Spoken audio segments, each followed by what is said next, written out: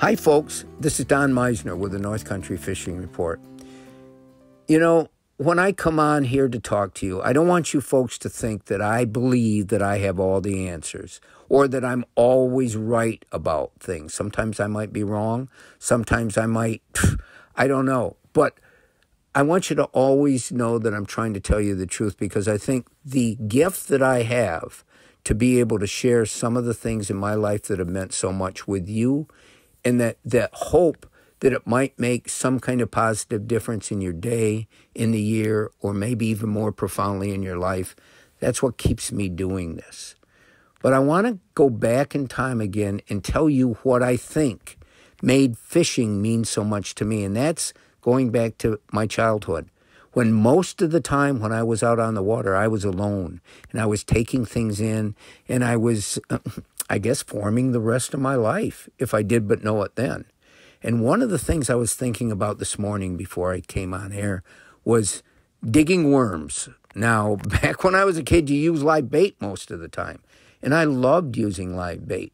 But I had different places where the soil was just right, and I knew there'd be worms there.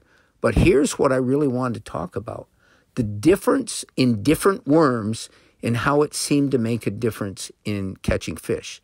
Now, there's more of a point that I'm going to make as I go along here, because I think color, maybe color, but I'm thinking maybe color is one of the keys here. Now, there were different natured worms that lived in the soil where I got them. And if you went to a bait store, wherever those worms came from, they might look a little bit different. But there was essentially white, I'm going to call them white worms, and they weren't white. They were more clear, pale colored. And there were worms like, if you could picture a night crawler with a red head, and then the rest of its body was different. Well, there were little ones of the same thing with a red head. And that's a lot of time the baits that we get when we buy baits at a store. I always found that the white, I'm going to call them white, the clear worms, the garden worms that I would get, those were the worms that the trout seemed to love the most.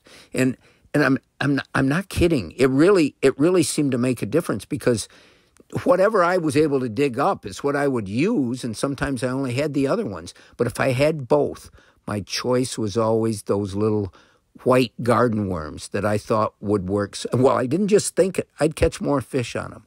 Now, let me take it to a different level. Crayfish were one, we called them crabs when I was a kid, but crayfish were another bait that I loved to use because it works so well in the summer for smallmouth bass. And they didn't run real big in our river, but in the summer they would come from wherever, way far away, and they make their way into our waters. And a 10-inch smallmouth was a good one in the river that I grew up on. But I noticed that certain types of crayfish would work much better.